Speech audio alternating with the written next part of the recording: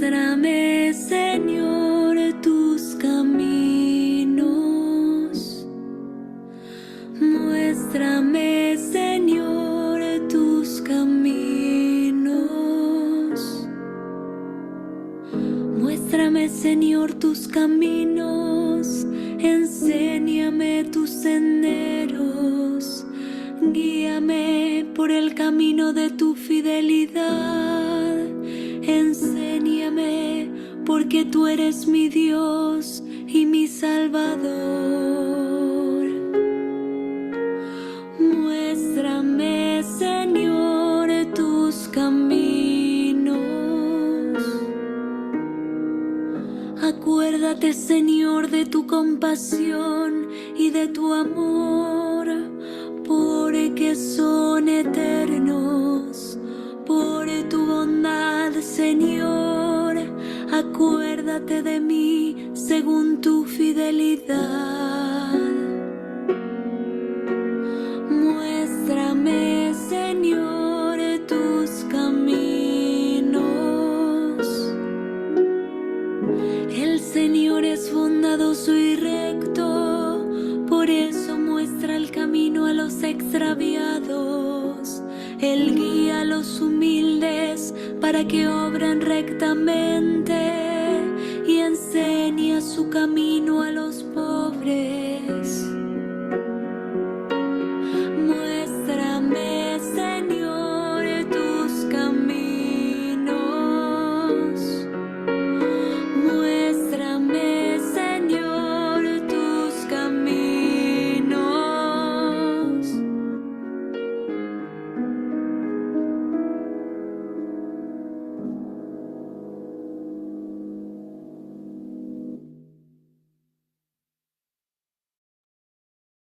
Hola, buenas noches.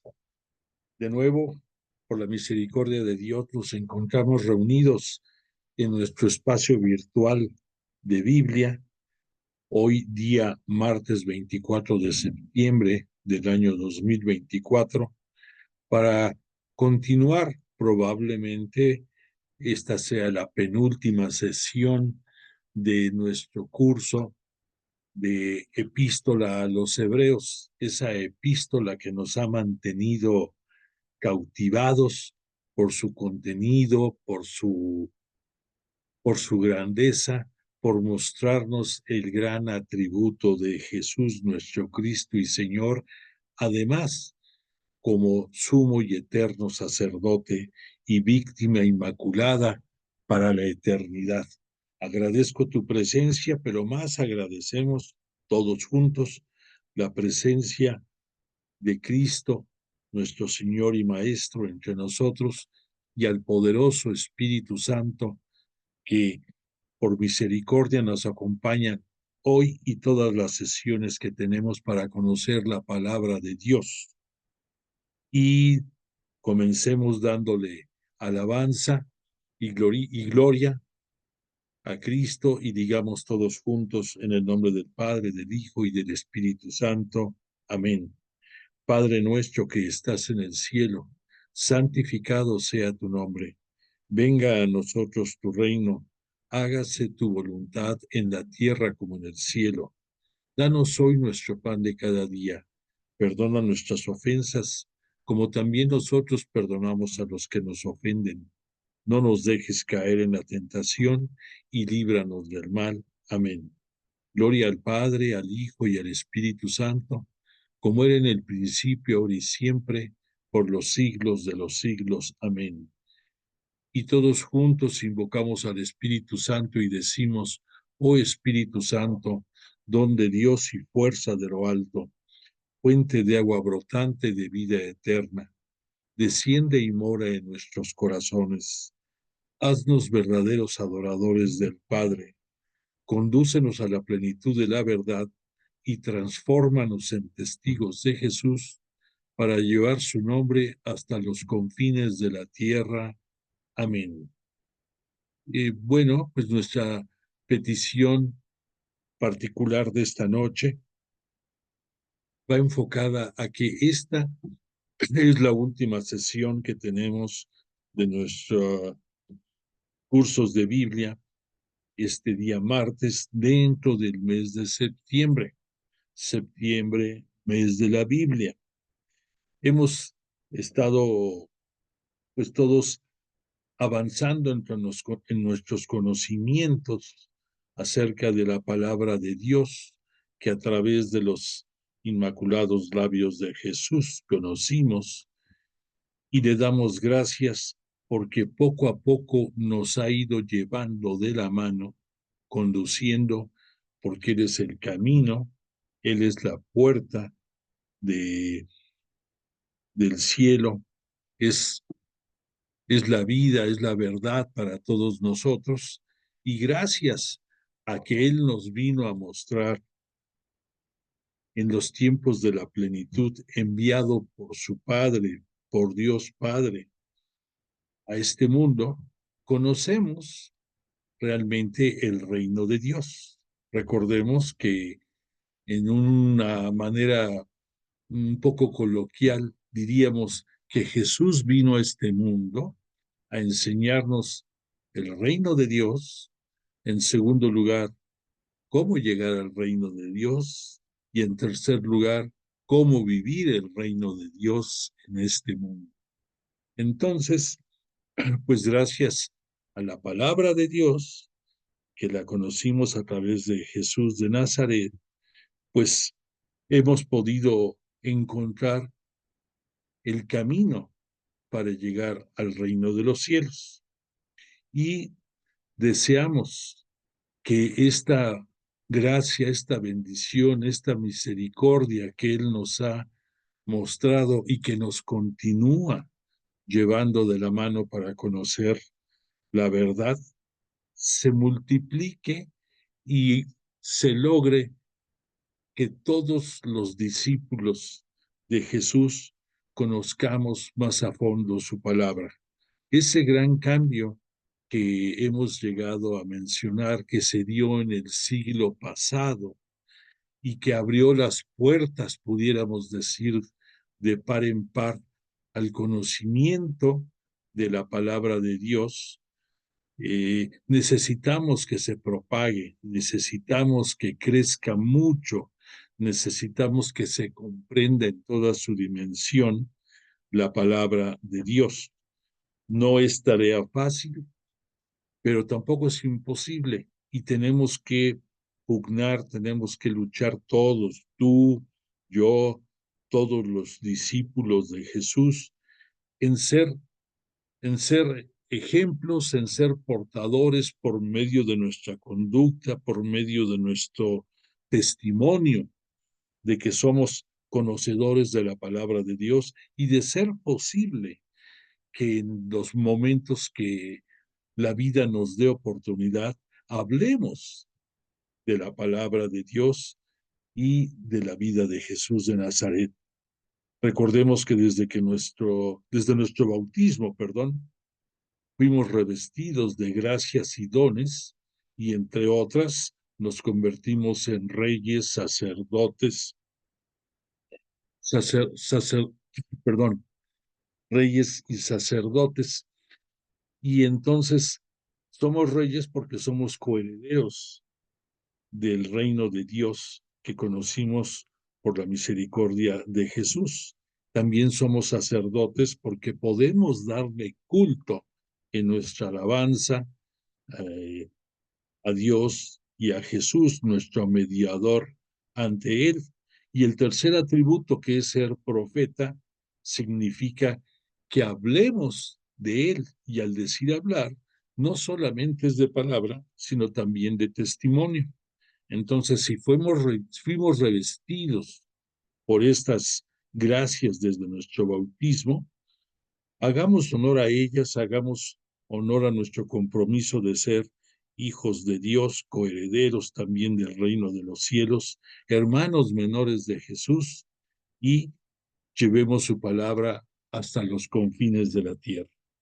Pues, haciendo un poco de eco en esto que estamos mencionando, te quiero comentar que el bello canto con el que abrimos esta sesión esta noche es un canto que está inspirado en el Salmo 25 de la nomenclatura hebrea, que corresponde al Salmo 24 de la nomenclatura griega. Y este salmo se le atribuye la autoría del rey David. Y es un salmo que en su escrito eh, se le conoce como uno de los salmos alefáticos. Para nosotros esa palabra de alefáticos es sinónimo de alfabético. ¿Y por qué se dice alefático? Para que vayamos conociendo poco a poco un poco más. Porque en la escritura hebrea consta de 22 letras, su abecedario pudiéramos decir. Y la primera letra del abecedario hebreo la conocen como Aleph, A-L-E-F, Aleph. Y de ahí viene el que este salmo es alefático, porque va teniendo un verso de acuerdo a cada una de las letras del alfabeto griego. Pero independientemente de esto, que este salmo que se le conoce como la oración en el peligro, la mayor importancia que tiene es porque este salmo está constituido en lo que se le llama una lamentación nacional.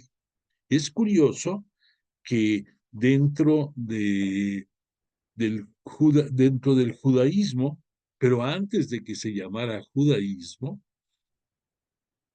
para ubicarnos, recuerda que el pueblo que fue por Moisés liberado del yugo de los egipcios era el pueblo hebreo.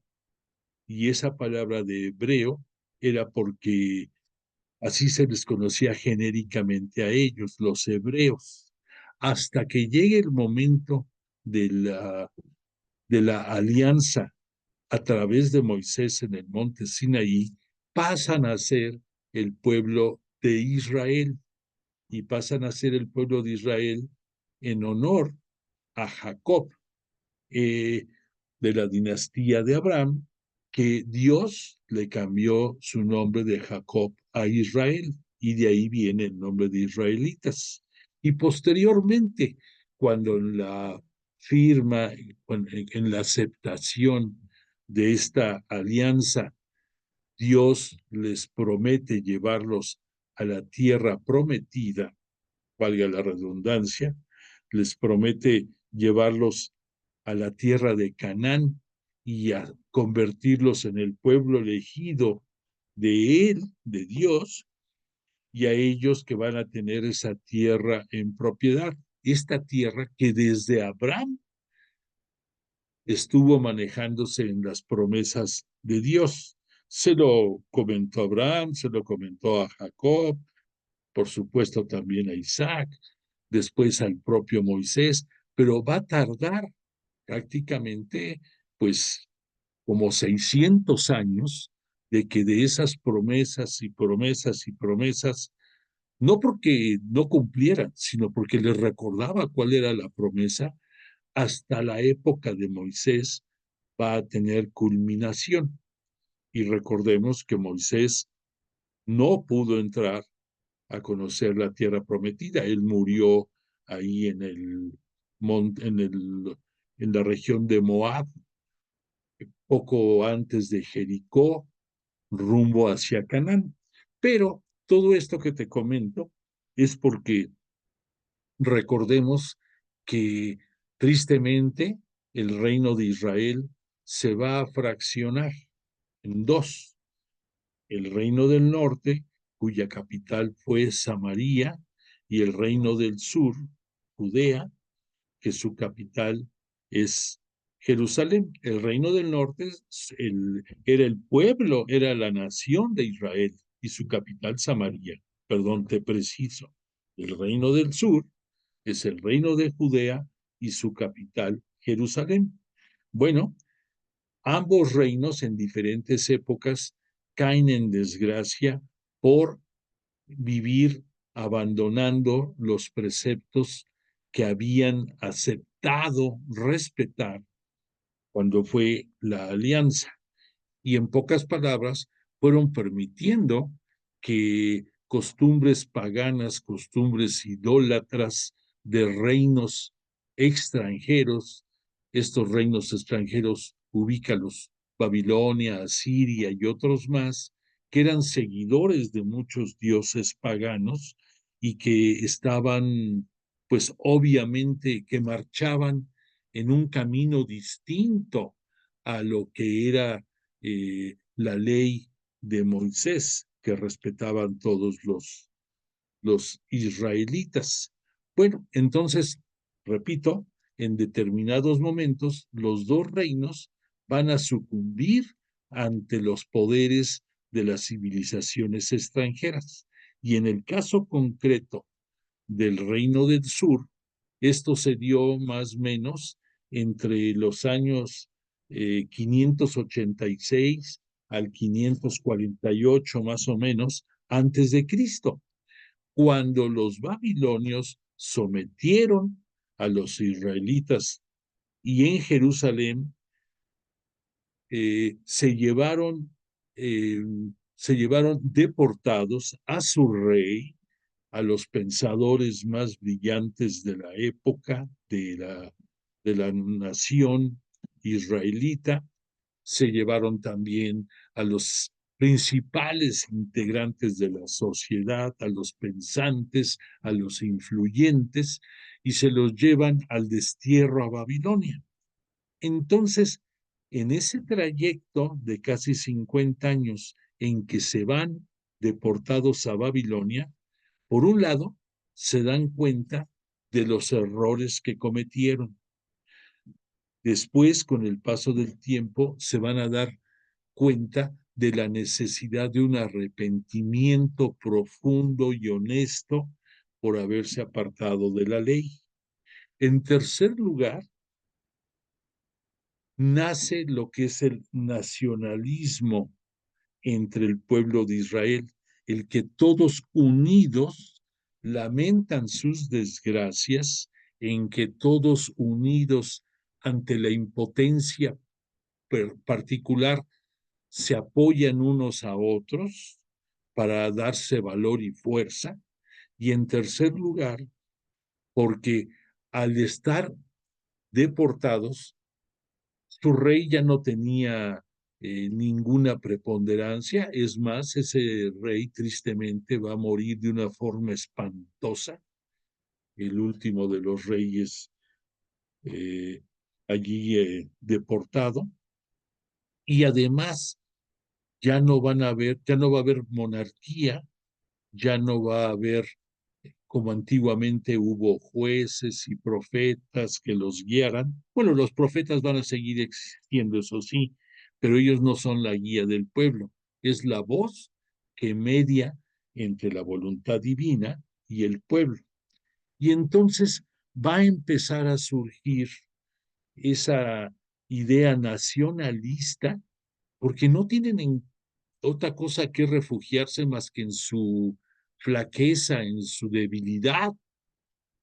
Y así, en un momento determinado, Yahvé Dios, Dios Padre para nosotros, se conmueve de ellos, perdona su pecado y a través de Ciro el persa permite que regresen a Jerusalén. ¿Cómo lo permitió? Pues Ciro el persa va a someter a los babilonios y entre lo que va a lograr es que regresen a Jerusalén los deportados. Y entonces regresan a Judea y ahí nace el término de judíos hasta ese momento.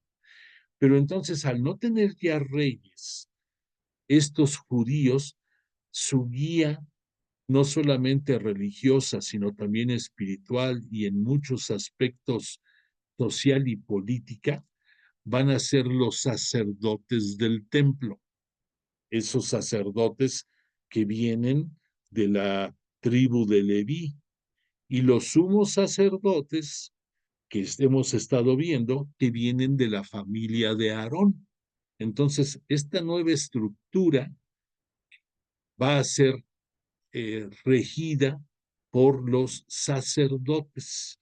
Entonces ahí se refuerza el sentimiento nacionalista, nace el término de judíos y vuelven a, eh, a su ciudad, que obviamente esta ciudad está deshecha.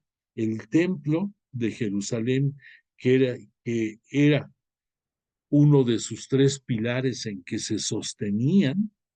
Recuerda que hemos hablado que sus tres pilares eran la ley, la Torá, como le llaman los judíos, que son los 5 libros primeros de la Biblia, que para nosotros viene siendo el Pentateuco.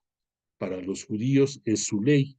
El segundo gran cimiento es el templo de Jerusalén. Y este templo de Jerusalén, además de que fue deshecho por los babilonios cuando fue la deportación, cuando primero, además de causar muerte y penas y desgracias en Jerusalén, tuvieron la osadía de profanar el templo y de poner imágenes paganas para que adoraran a esas imágenes paganas dentro del templo de Jerusalén, dentro de la casa de Dios.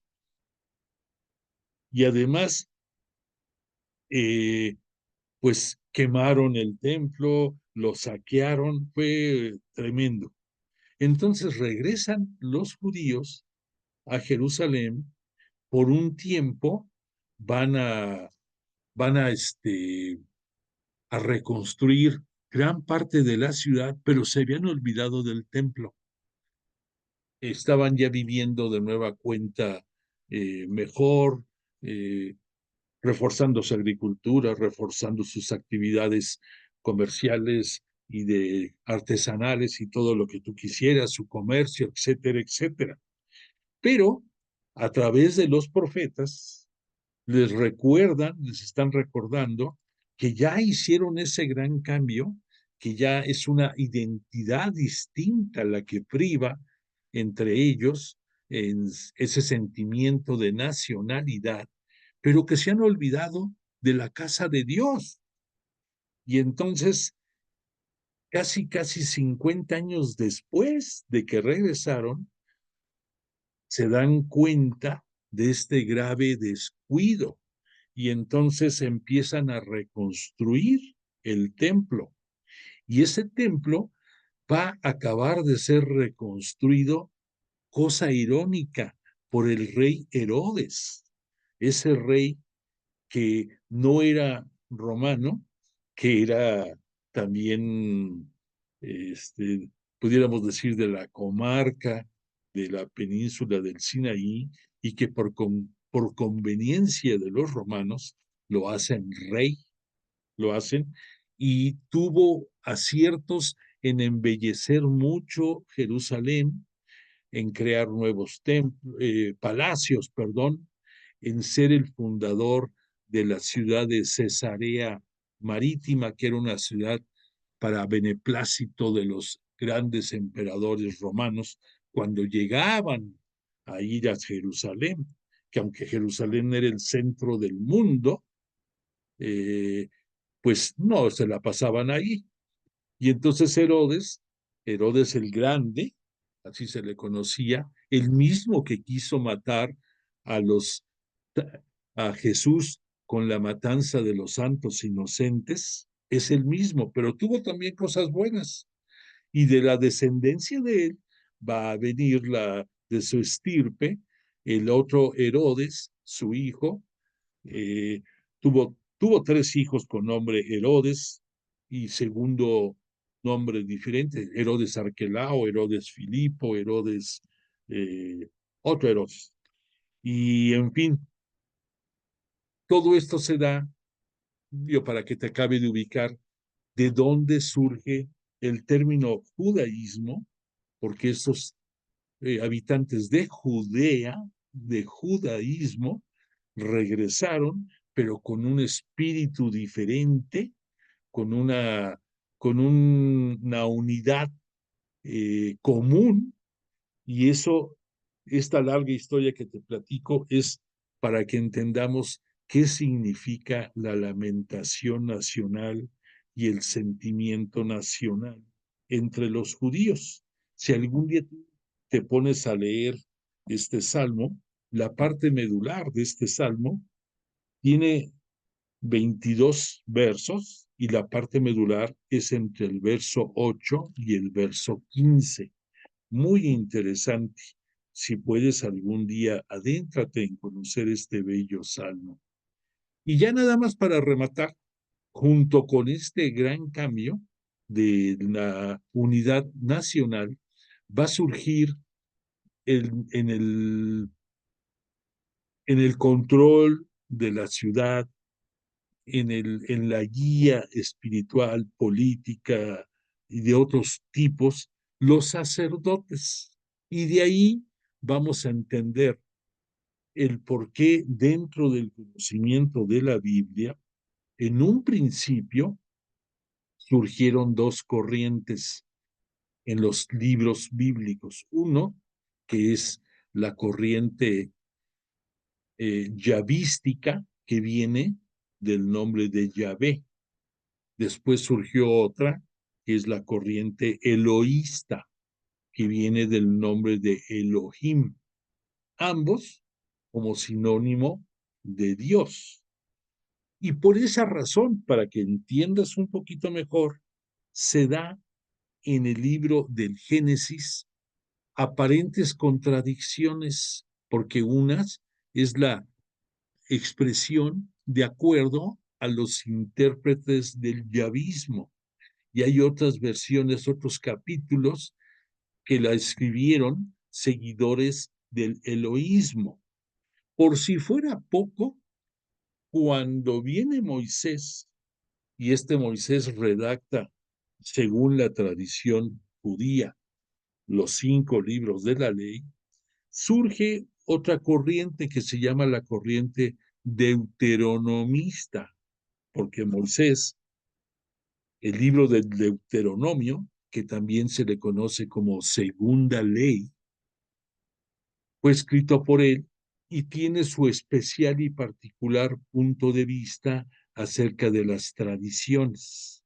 Y todavía, después de que regresan del exilio, aparejado con el poder y la penetración en toda la vida judía de los sacerdotes, va a surgir la tradición sacerdotal. Entonces, te explico todo esto aprovechando el comentario, porque esos son razones por las cuales en escritos del Antiguo Testamento, en ocasiones podemos ver una probable contradicción, pero no es contradicción, sino es la interpretación que cada una de estas corrientes va dando sobre un mismo hecho. Algo similar, para que tú entiendas, con dentro del Nuevo Testamento, lo que sucede con los 4 evangelistas, que citan un hecho que algunas veces está citado por diferentes evangelistas, el mismo hecho, y da la apariencia de que su óptica sobre el evento es diferente, y a veces algunos piensan, oye, se están contradiciendo. Aquí es lo mismo, no es contradicción, es la visión de acuerdo a la inspiración que el Espíritu Santo le da al autor sagrado y a la interpretación que ellos nos quieren dar a conocer a nosotros. Entonces, he aprovechado en darte una, una clase, mini clase acerca de la Biblia, pero tiene su razón. Repito, este mes de septiembre, que es el mes dedicado al conocimiento de la Biblia, para nosotros hoy lo cerramos. Para todos nuestros oyentes, siguen las cápsulas sobre la Biblia en YouTube. Si tú no las has visto y quieres compartirla, te invito, métete a YouTube, Alfredo R. Santos, y ahí vas a encontrar el curso de introducción a la Biblia, que son 30 cápsulas que nos hablan poco a poco del conocimiento de la Biblia partiendo de cero. Para un neófito, para un no conocedor de la Biblia, con la intención de que le agrade, se siga estudiando poco a poco la Biblia y que poco a poco todos nosotros, discípulos de Jesús, seamos mejores conocedores de la palabra. Bueno, me extendí mucho en este comentario, pero pues nuestra intención de que la Biblia se propague es vital, porque es uno de los elementos por los que nos dan 20 las malas muchos miembros de otras religiones y sectas también, que conocen al dedillo la Biblia y que nos dan 20 las malas, ¿no? Porque la estudian, la conocen y nos ponen unas revolcadas marca diablo que nos hacen dudar muchas veces de lo que, en donde estamos. Pero pues nosotros sabemos que estamos en la única y verdadera iglesia fundada por Jesús, la Santa, Católica y Apostólica Iglesia Cristiana Católica. Y entonces estamos bien. Bueno, pues discúlpame la largueza de este comentario y te quiero recordar que en la clase pasada estuvimos viendo en Epístola a los Hebreos la parte final de esta epístola y el autor de la misma epístola en su capítulo 12 nos estuvo hablando después de que estuvo viendo en el capítulo 11 la fe triunfante a través de 17 diferentes episodios de grandes personajes en la Biblia, desde Abraham, eh, y aquí en el punto 3 vemos la mejor descripción, los héroes de la fe, nos vino trayendo de la mano para mostrarnos cómo en el Antiguo Testamento muchos de los héroes de la fe, sin ver, creyeron. Y esto a la postre nos viene a dar a nosotros la conclusión de que la fe es la garantía de lo que esperamos y la prueba de lo que no vemos. Es curioso esta descripción, te la vuelvo a repetir. La fe es la garantía de lo que esperamos y la prueba de lo que no vemos. Es decir, bueno, me, me, me quedo en las mismas. Es una forma de decir que tenemos que tener fe en la palabra de Jesús, porque Él es digno de confianza, porque nos mostró en toda su vida aquí en este mundo, que es digno de tenerle fe, porque Él fue fiel a todos los mandatos de su Padre Dios, que le envió a este mundo para inaugurar los tiempos de la plenitud.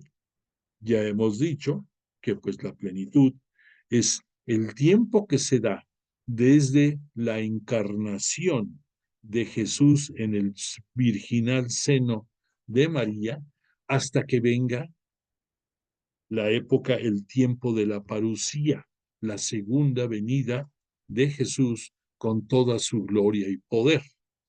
Todo ese lapso de tiempo es la plenitud. Entonces, el autor sagrado de la epístola a los hebreos nos fue trayendo de la mano para entender a través de distintos personajes del Antiguo Testamento la importancia de tener fe. Fíjate que, por cierto, quiero hacer un comentario porque surgió en estos días, para ser concretos, el día de ayer, a mis oyentes de la clase de Pablo, apóstol de Cristo, surgió el que se tocó el término de Jesé. Y este Jesé, Geset, con D al final, es una de las variantes que tienen las palabras dentro del hebreo en que nos hablan de una característica particular. Un Geset, les decía, que alguien me está oyendo que tenía esa duda ayer, es una persona piadosa y por lo tanto a este Jesús, él fue Gesed. Dentro de las costumbres judías había otra palabrita derivada de Gesed, que era Hasid, J-A-S-I-D, Hasid, que es la persona que vive como Gesed, pero en pocas palabras ambos significan misericordia. Pero esta palabrita te quería nada más remitir en el punto 9 de esta lámina. Tú vas a ver que aquí entre Sansón y David aparece un nombre, Jefté, que es la forma en que está escrito en esta epístola. Pero el nombre correcto es Jesé. Jesé fue el papá del rey David, Jesé.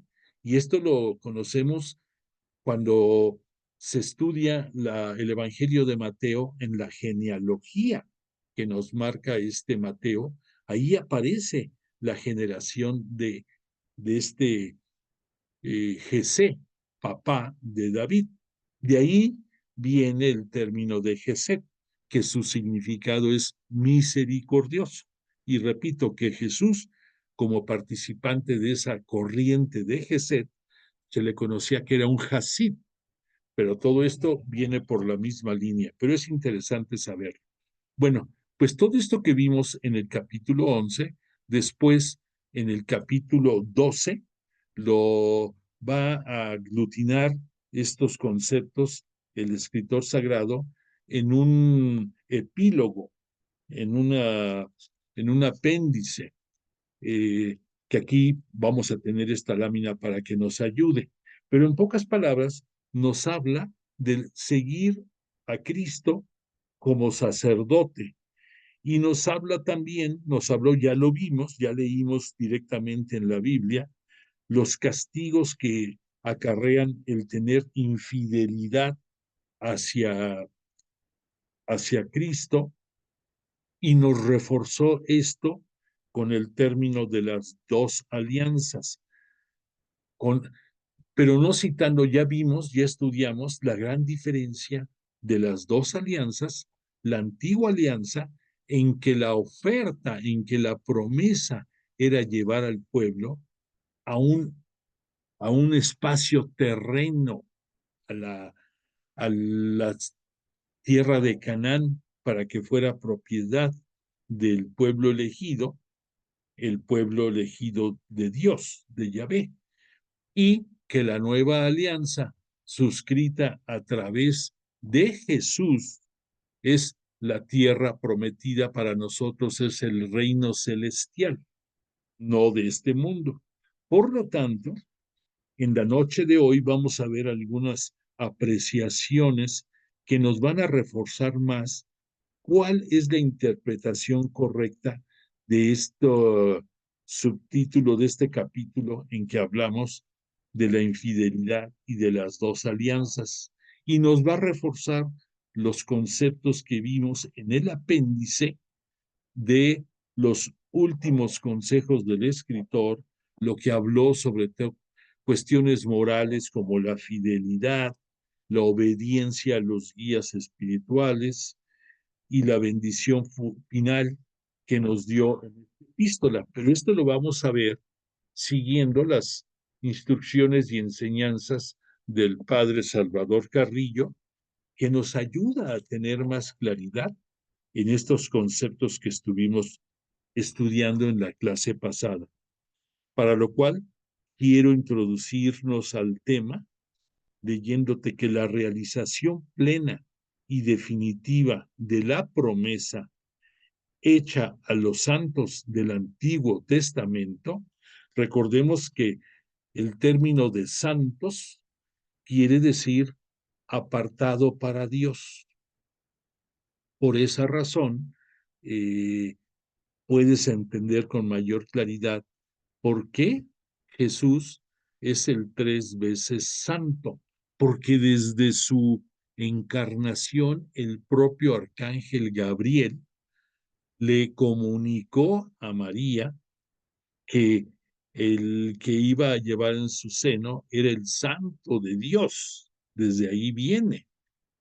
Y después por toda su vida, por todos los méritos de Jesús, se le conoce al apóstol al final como el 3 veces santo. Y por esa razón, dentro de la liturgia eucarística, cuando llega el momento de previo a la consagración, recitamos nosotros el santo y decimos 3 veces santo, santo, santo, porque de ahí viene en reconocimiento a que Jesús es el 3 veces santo.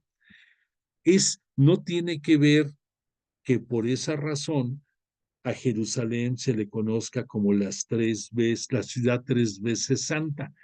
Ya te comenté que en el caso de Jerusalén es porque en esa ciudad, con el paso del tiempo, convergen los principales templos de las 3 diferentes religiones monoteístas, que viene siendo en orden de aparición el judaísmo y su templo, el templo de Jerusalén, después del cristianismo y sus templos que tienen ahí, sobre todo el más importante, el templo de del Santo Sepulcro, en donde ahí, según la tradición, está el lugar en que Jesús fue crucificado y cerca de ahí está el lugar en que quedó su cuerpo cuando fue sepultado.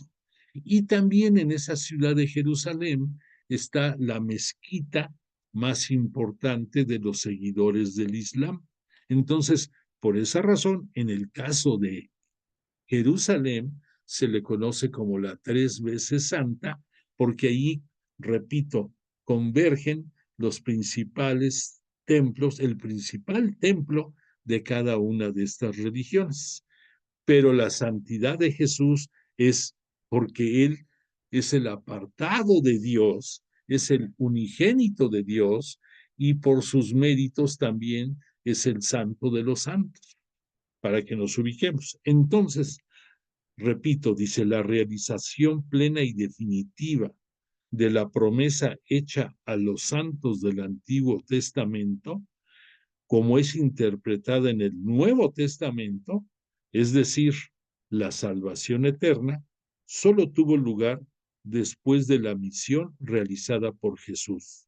O sea, que toda la gente apartada también para darle gloria a Yahvé Dios, para Dios Padre, para nosotros, que vivieron antes que Jesús, nuestro Cristo y Señor, tuvieron que esperar a que Jesús muriera, fuera sepultado y después de su gloriosa resurrección, gracias a que ascendió a los cielos para ser glorificado y hacer él la primicia, ser el primero en llegar al cielo, después de él ya pudieron llegar todos los santos que hubo en el Antiguo Testamento.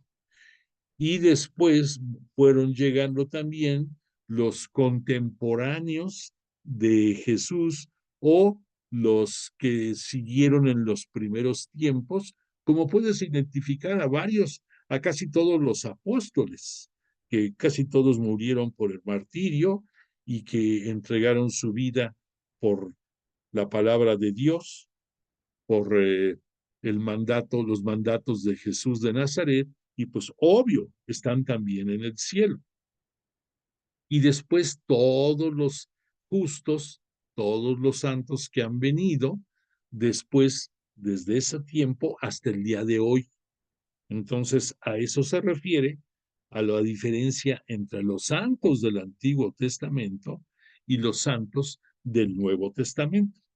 La diferencia radical, la bisagra que une esta santidad de los dos testamentos es Jesús. Como en él se refleja concluye en él todo lo que en el Antiguo Testamento anunciaron los profetas, lo que los salmos dicen acerca de la futura llegada del Mesías y que en Jesús también se da. O sea que Jesús es la gran diferencia y en la historia de la humanidad, en pocas palabras. La era escatológica, o sea, los últimos tiempos, escatología, recordemos que es sinónimo de los últimos tiempos. La era escatológica de la perfección fue inaugurada por Cristo. Recordemos, Cristo ya es el nombre glorificado de Jesús en su categoría divina terrestre. Es el Cristo, es el Mesías, es el Salvador, el unigénito, el ungido, llámale como quieras. Por eso los justos del Antiguo Testamento tuvieron que esperar su resurrección de Jesús para entrar a la vida perfecta del cielo. Después nos cita en el capítulo 12, nos citó el autor de Epístola a los Hebreos, comentarios acerca del el ejemplo de Jesús, nuestro Cristo. Aquí podemos explayarnos diciendo nuestra exhortación a los destinatarios para que sigan las huellas de Jesús quiere animar a los lectores a sufrir con entereza las pruebas que se les presenten. Muchos santos los han precedido en esta vida de fe y de sufrimiento paciente, sobre todo el mismo Señor Jesús. Para que entendamos un poquito mejor, en el capítulo 12 nos dijo el autor de la epístola de los Hebreos, por tanto, también nosotros, teniendo en torno nuestro tan grande nube de testigos, sacudamos todo lastre y el pecado que nos asedia y corramos con entereza la lucha que se nos propone. Y aquí viene lo importante, la carnita, pudiéramos decir. Fijos los ojos en Jesús, el que inicia y consuma la fe, el cual, frente al gozo que se le proponía, soportó la cruz sin miedo a la ignominia y está sentado a la diestra del trono de Dios. Esto no es fácil de entenderlo. Quiero decirte el porqué de estas expresiones.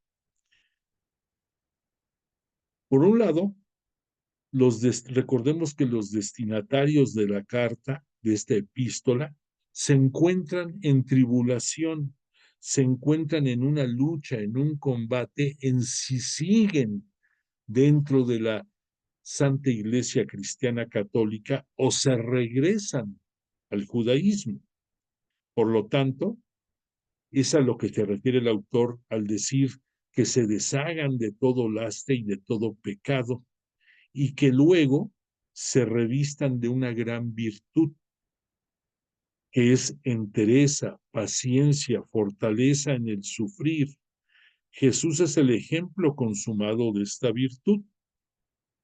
Y te comento, para poder entender un poco mejor estas palabras, reflexiona, piensa que Jesús tuvo dos opciones. Una opción que no aceptó fue que, de acuerdo a algunos estudiosos, Cristo pudo haber redimido del pecado a la humanidad sin haber sufrido la muerte que tuvo,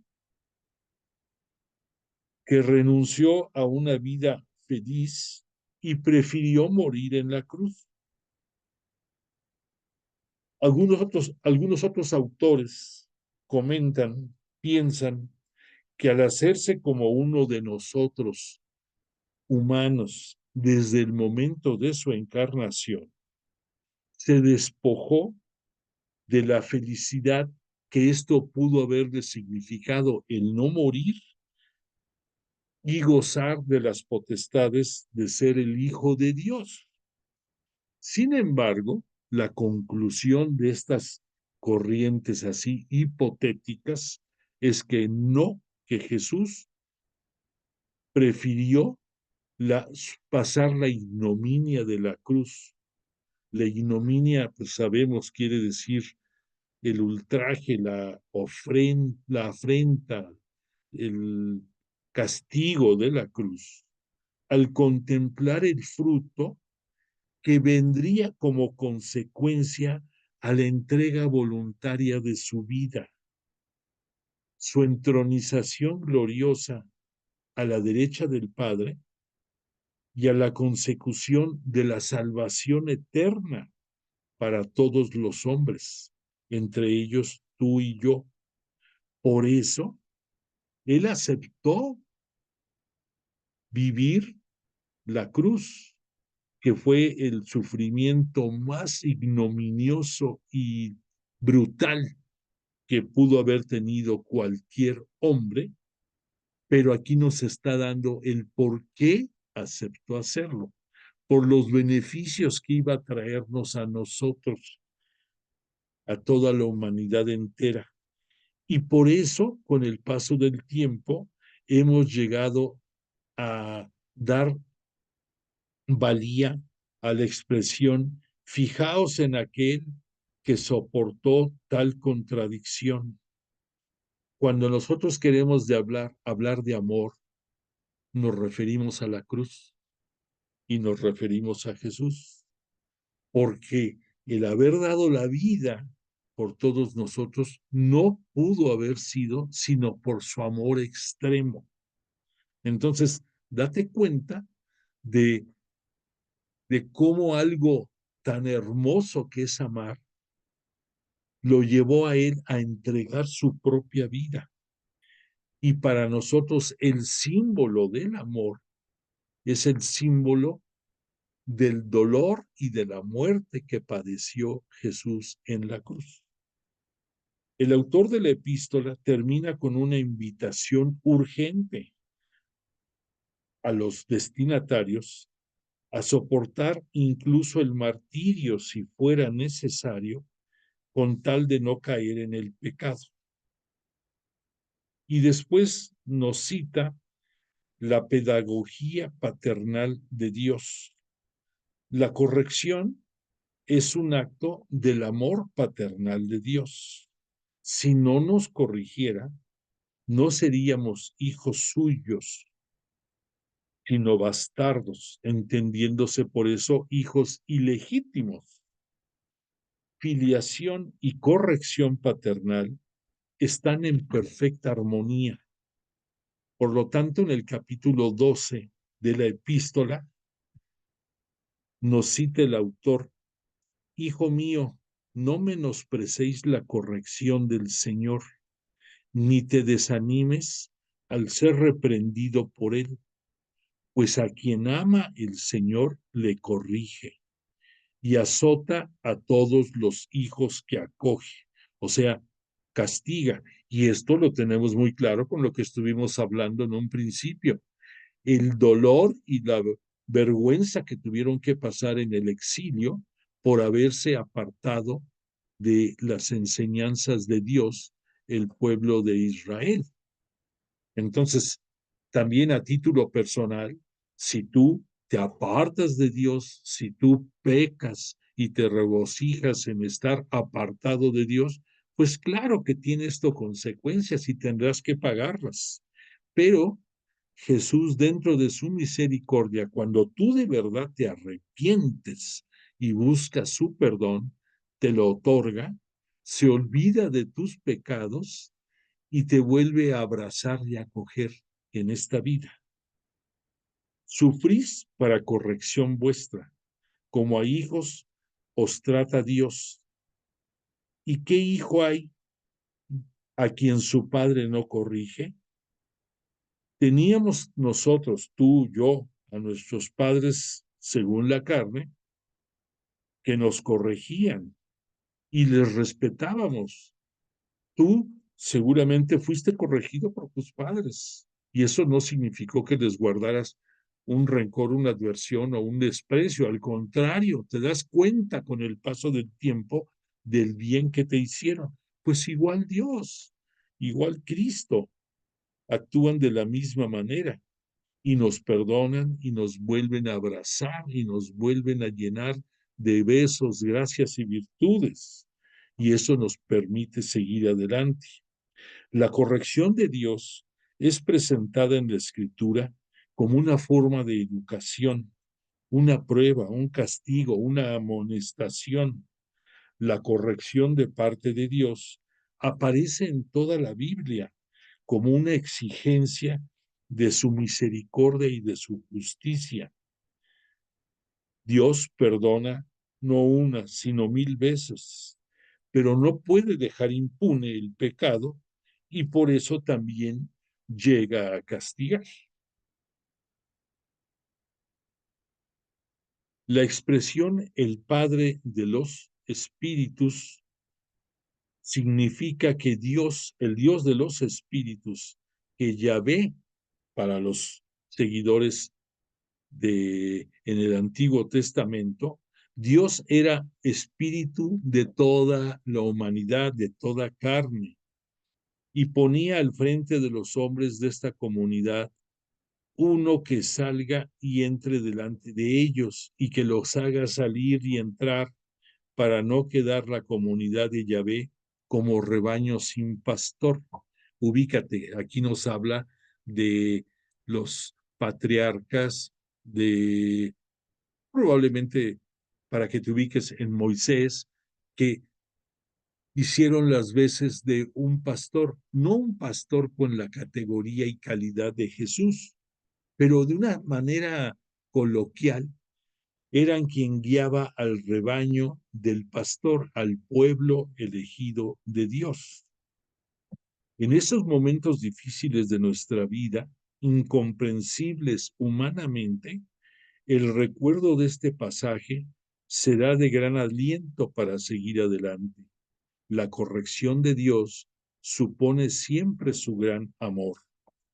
Por lo tanto, levantad las manos caídas y las rodillas entumecidas, y enderezad para vuestros pies los caminos tortuosos, para que el cojo no se descoyunte, sino que más bien se cure. Esto va en relación a que nosotros ya, gracias a Jesús de Nazaret, sabemos que Él es el camino, que Él es la verdad, que Él es la puerta para llegar al reino de los cielos. Pero los que eran del Antiguo Testamento o que pensaban de acuerdo al Antiguo Testamento, que aquí es claramente la formación que traían los sacerdotes judíos. Y recordemos que esta epístola va destinada a ellos para hacerlos, para darles ánimos, para poderlos volver a traer, a inyectarles esperanza, inyectarles fe, esperanzas para continuar adelante. Y por eso dice el autor sagrado en el capítulo 12, procurad la paz con todos y la santidad sin la cual nadie verá al Señor. Esto lo podemos resumir en una palabra que Jesús pronunció muchas veces, el shalom.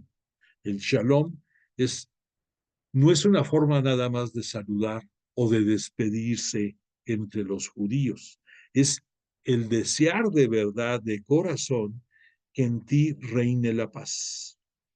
Jesús, recordarás cuando fue su aparición en el cenáculo, en Pentecostés, ¿cuál fue la primera palabra que les pronunció a sus apóstoles? Shalom, la palabra que ellos conocían, pues por ser judíos, que la paz estuviera con ellos.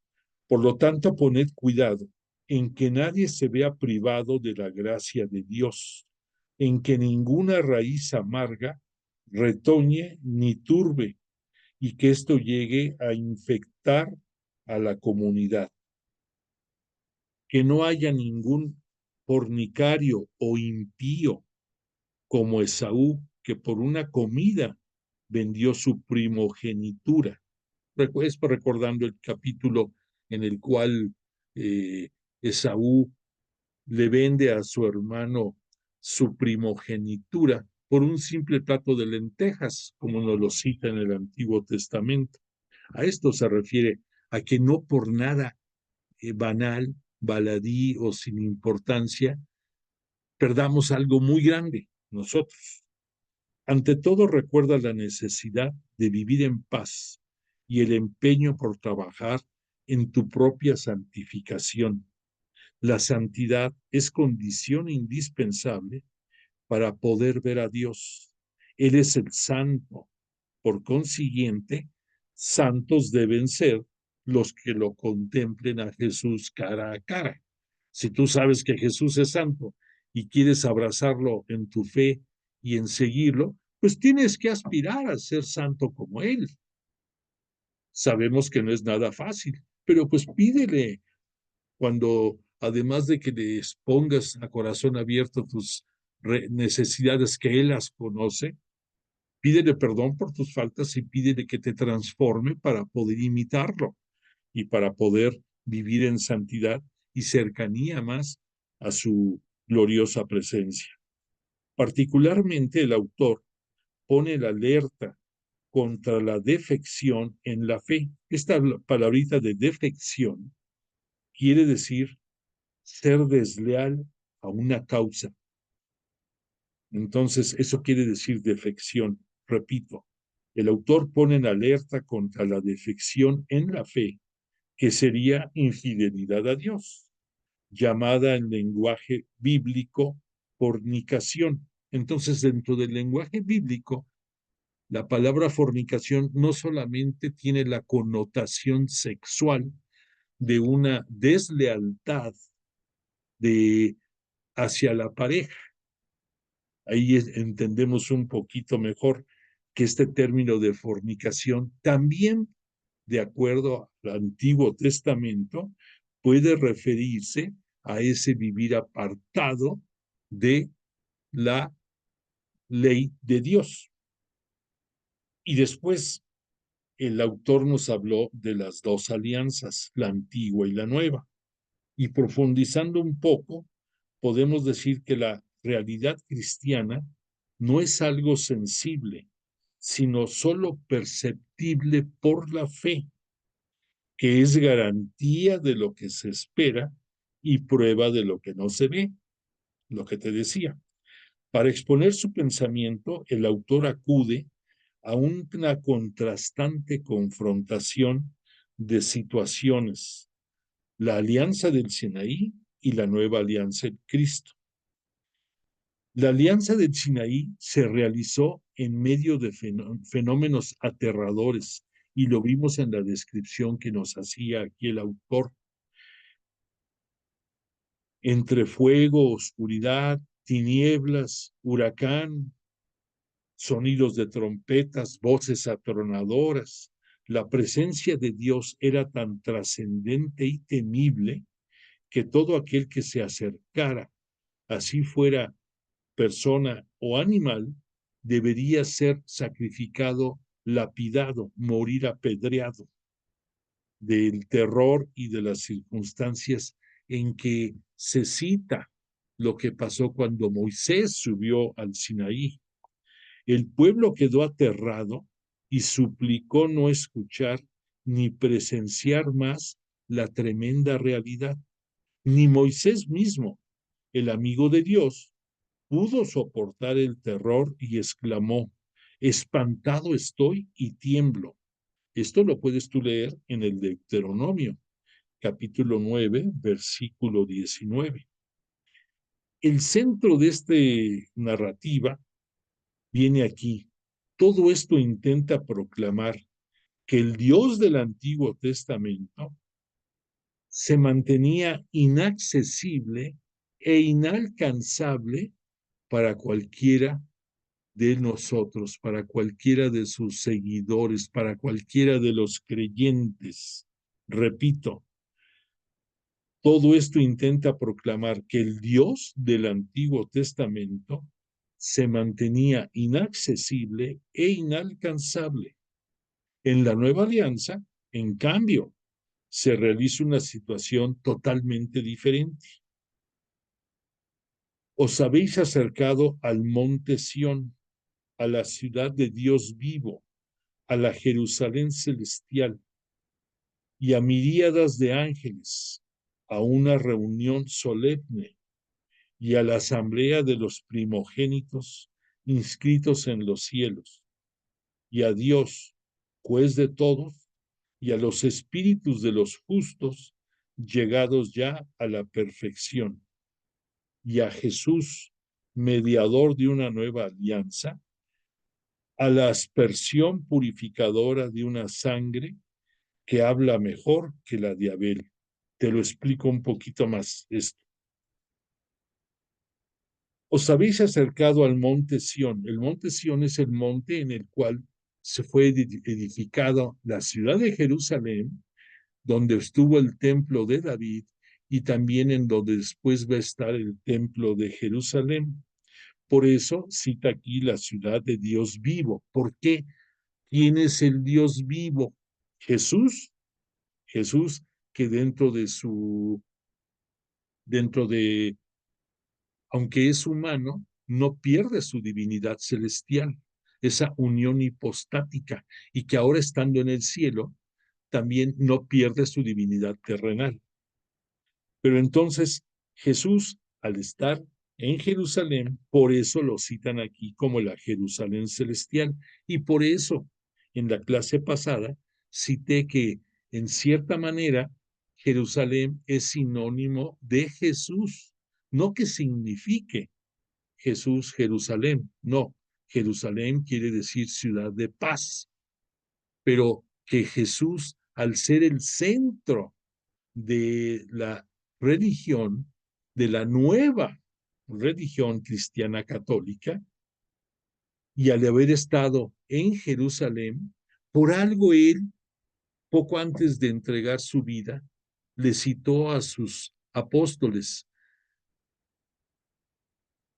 y también se lo corroboró a los judíos que no lo entendieron. Dijeron, destruyan este templo y en 3 días yo lo reconstruyo. Se burlaron de él porque nunca pensaron que hablara en el terreno espiritual, pensaban que lo hacía en el terreno material.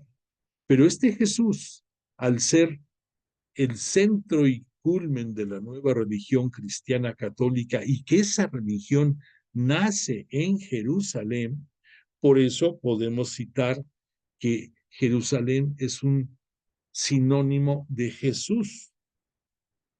Y después dice aquí la Jerusalén celestial. ¿Por qué? Porque Jesús nos vino a dar la primicia de poder llegar al cielo. Entonces, y Él ahí está, y la promesa es que vamos a llegar al reino de los cielos. Entonces, es la Jerusalén celestial. Después puso aquí en su comentario el autor a las miríadas de ángeles. Miríadas es un término que nos habla de un número elevado a la cuarta potencia. Por ejemplo, si tú dijeras 10 a la cuarta potencia, hablas de 10,000.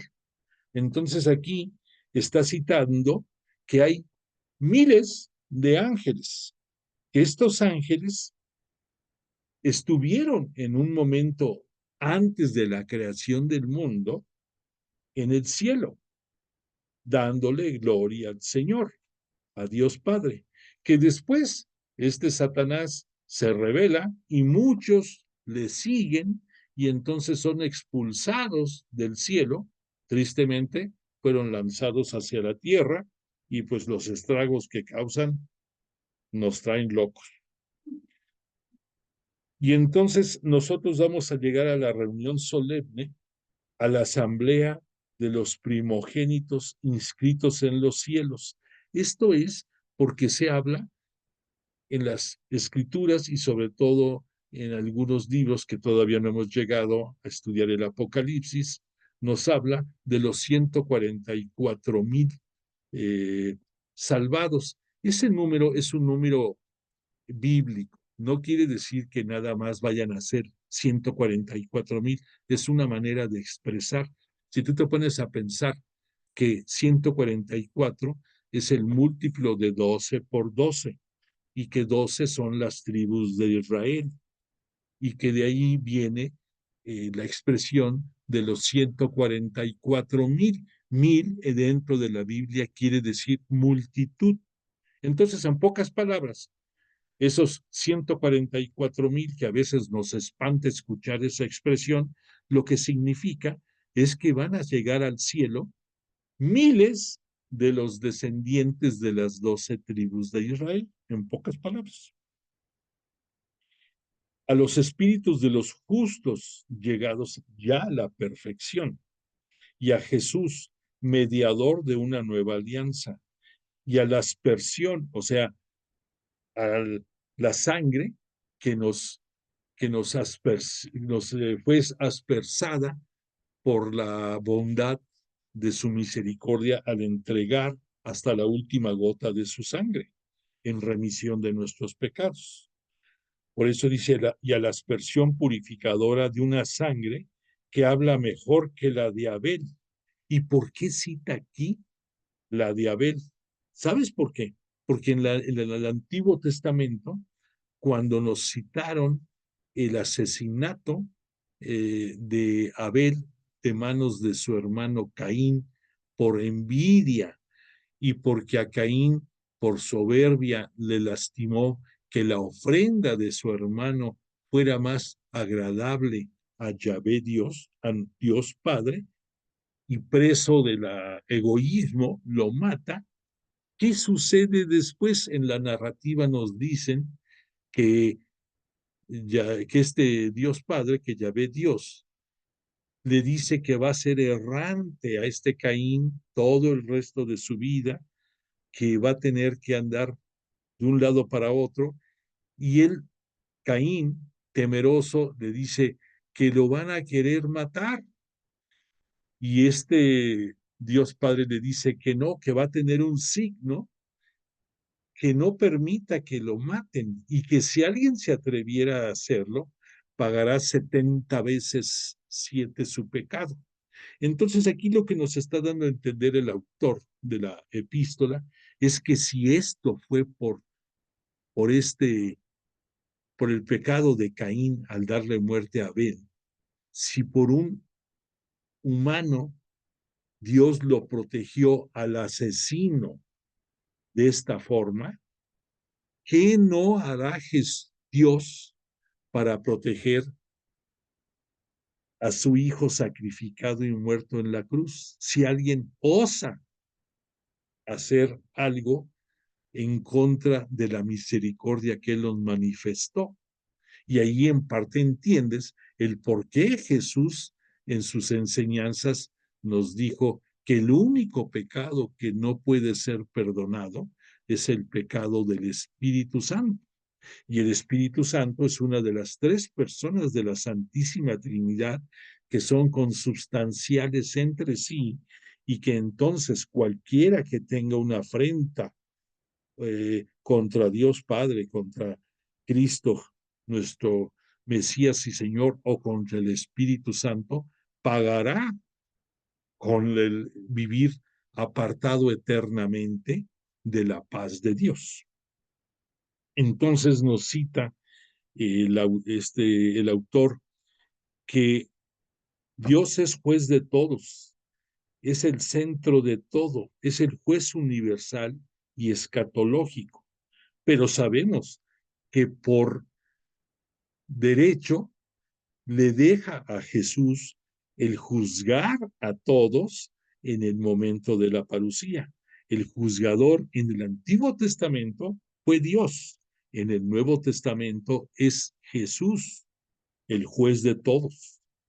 Y nos quiere decir que los espíritus de los justos, llegados ya a la perfección, después de la ascensión de Jesús a los cielos, son los fieles que han muerto y han pasado a gozar de la eternidad. Nosotros que vivimos dentro de la nueva alianza, para nosotros sabemos que esa eternidad es continuación de nuestra vida terrenal. Jesús, mediador de la nueva alianza, nos aspersó purificándonos con su sangre, que habla mejor que la de Abel, lo que te decía.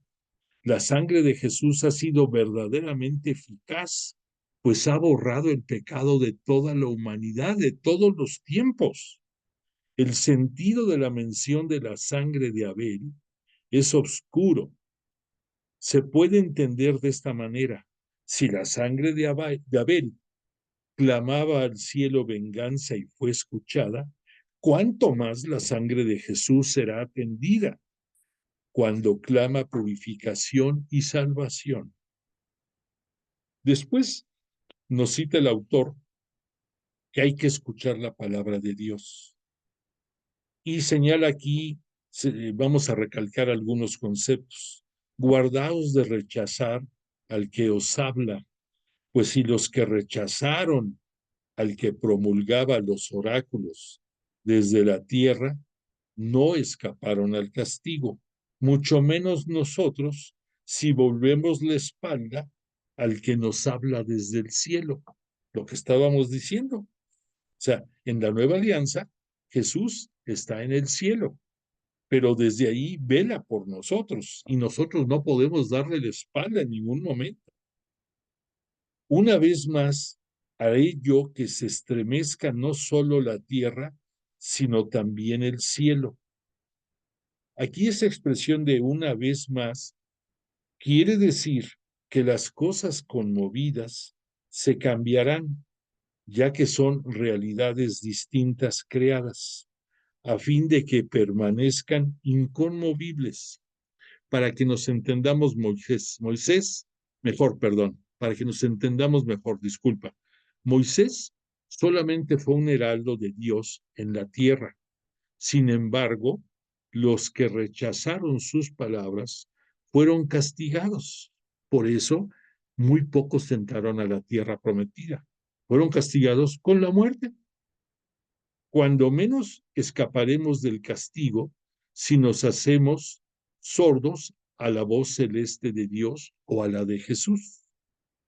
Los versículos 26 y 27 pertenecen al género apocalíptico, el género que nos llena de espanto muchas veces en su descripción y que muchas veces lo relacionamos con los tiempos finales y quieren expresar la presencia omnipotente de Dios y el poder de sus intervenciones. Si en tiempos de la primera alianza se cimbró la tierra, en la descripción que hacen, términos apocalípticos, en la era de la nueva alianza se conmoverán los cielos. Es una afirmación metafórica que no hay que entender en la materialidad de la letra, sino que intenta subrayar la superioridad de la nueva alianza sobre la antigua. ¿Y por qué esta superioridad?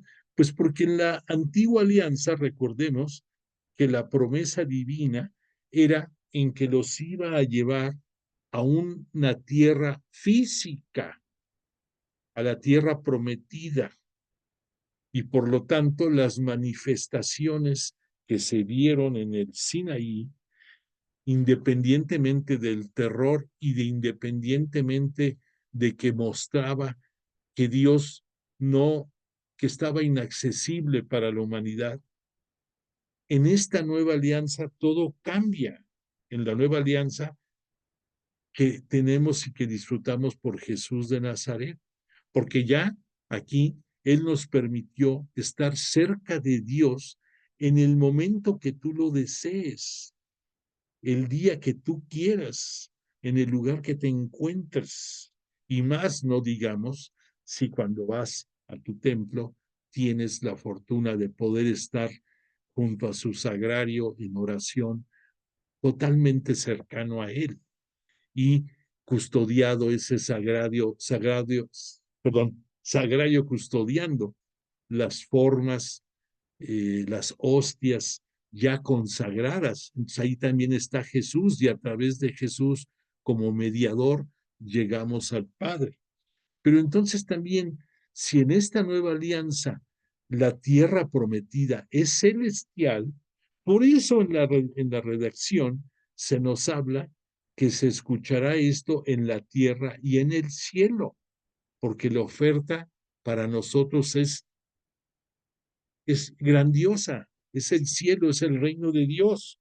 Y por lo tanto el reino inconmovible es el cielo donde reina Dios, donde está nuestro sumo sacerdote y mediador, Jesús, nuestro Cristo y Señor, en donde se encuentran también los ángeles en adoración eterna de Dios y de Jesús, y los elegidos, que también forman parte de ese coro celestial que, viviendo la paz de Dios, le adoran en la eternidad. Y por eso cuando en la liturgia, hablando otra vez en el momento previo a la consagración, nos referimos al coro de los ángeles en el cielo y que pedimos que nos unamos el coro de su iglesia aquí en la tierra, es vivir por unos instantes la alegría de darle culto y alabanza a Dios a través de la persona de Jesús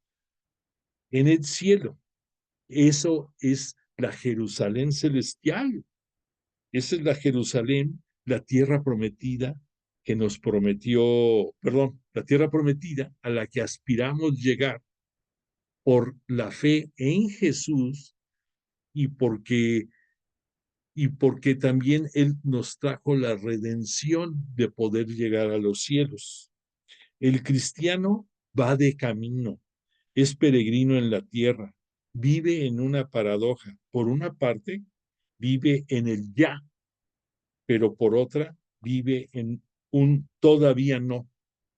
¿Cómo podemos entender esto? Pues sí, Jesús nos vino a enseñar a cómo vivir desde este mundo el reino de Dios. Y sabemos que ese reino de Dios lo vivimos en primer lugar dándole culto a Dios como el único Dios existente y verdadero. Y por otra parte, por amando a nuestro prójimo como Jesús nos ama a nosotros. Entonces, si tú vives esas gracias, estás viviendo el reino de Dios, ya lo estás viviendo aquí en la tierra. Pero la expresión de que todavía no significa que esa llegada material al reino de los cielos, pues no se va a poder dar, sino todavía no, un poquito más. Eso va a ser de acuerdo a la línea del tiempo que Dios tiene trazada para ti, que no es la misma para todos, pero que algún día llegará. Y entonces ese todavía no se va a convertir en un ya eterno. Pero ahorita puedes disfrutarlo, ese ya a nivel terrenal. Nuestro Dios es un fuego devorador, es una expresión que exalta la suprema santidad de Dios. Y después vamos a llegar al término de las consignas de la vida cristiana, pero creo que ya es un apartado que merece, como lo que hemos estado viendo ahorita. Nos faltan 3 hojitas para entender este apéndice y después un breve epílogo. Probablemente en la clase próxima podamos concluir, pero creo que merece que le dediquemos una atención y un tiempo valioso a estos conceptos y prefiero ya no avanzar ahorita. Hemos estado avanzando, eso sí, de acuerdo a la lámina que tienes aquí enfrente, en algunas descripciones. Avanzamos bastante y creo que es bueno. Quiero comentarte que por necesidad de realizar un viaje este próximo fin de semana, no voy a tener la oportunidad de dar la clase el martes 1 de octubre, continuando con nuestro tema de Epístola a los Hebreos. Te ruego tu comprensión y me permitas que por este motivo nos veamos hasta el siguiente martes, que creo viene siendo el martes 8 o 9, más o menos. y te pido disculpas porque no puedo dejar de hacer este viaje y me va a impedir el dar la clase. Por otra parte, quiero comunicarte que he estado trabajando en que próximos que estamos ya a concluir el estudio de Epístola a los Hebreos, ¿cuál sería el siguiente curso que diéramos? Y en esta lámina que estás viendo ahorita, vas a ver en la parte final el curso bíblico Encontrar a Dios. Ese va a ser nuestro próximo curso cuando concluyamos Hebreos. Perdón, esta lámina era reforzando las cápsulas diarias que se están concluyendo en este mes de septiembre acerca de la introducción a la Biblia. Pero te quiero presentar, te voy a enviar a través del chat esta lámina, pero aquí es donde estamos anunciando ya cuál va a ser nuestro siguiente curso. Y te voy a dar un anticipo, un adelanto. Nuestros estudios, como tú te podrás haber dado cuenta, no nos ufanamos, no ponemos demasiada atención o demasiado datos de luego estar haciendo referencias a textos bíblicos y diciendo que esto es de tal libro, tal capítulo, tal versículo, no porque no merezca atención, al contrario, se debe de citar, pero a lo que voy, mi comentario va a que el estilo de nuestro estudio bíblico va para ser pastoral. O sea, la palabra pastoral significa estilo de vida, significa vida diaria, como lo dice aquí en la lámina. Entonces, eso es nuestro sentir, lo que debe de ser el estudio de las escrituras sagradas para nosotros. Entender la palabra de Dios, hacerla propia y de dar testimonio. Entonces, al hacerlo estilo de vida, estamos haciendo una pastoral con la Biblia. Y este curso próximo que vamos a tener oportunidad de impartírselos, nos habla mucho de una manera más profunda de cómo vivir la pastoral a través de la palabra de Dios. Es un bello curso en que nos cita 12 diferentes escenarios en el cual vamos descubriendo la presencia de Dios en esos escenarios y lo que significa el actualizarlo a nuestra vida diaria. Estoy seguro que te va a gustar y quiero que vayas tomándole sabor a este nuevo curso. Te voy a enviar esta lámina en breve y pues entonces agradezco tu presencia, más agradecemos todos la presencia de Jesús de Nazaret y del Espíritu Santo entre nosotros esta noche y deseo para ti y toda tu familia que tengas paz, que tengas salud, que tengas alegría y que si Dios lo permite nos volvamos a ver dentro de 15 días en este curso. Te pongo la canción de cierre, agradezco tu presencia y deseo que tengas buena noche.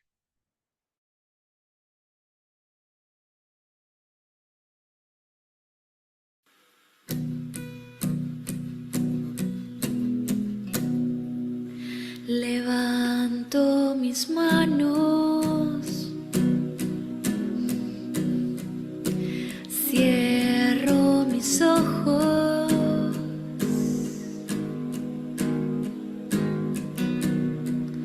para proclamar tu nombre, Dios de poder. Levanto mis manos, cierro mis ojos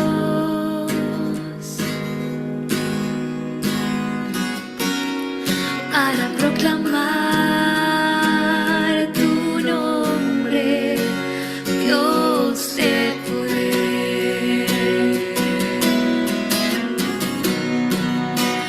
Digno de alabar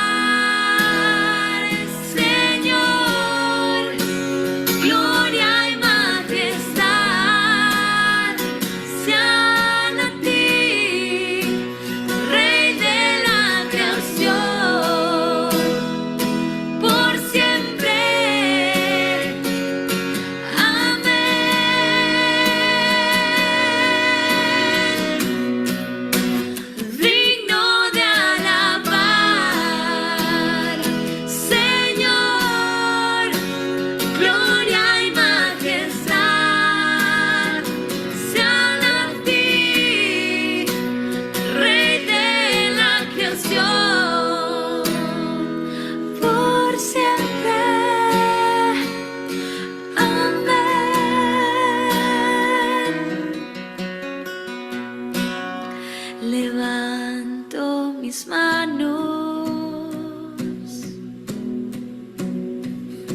Cierro mis ojos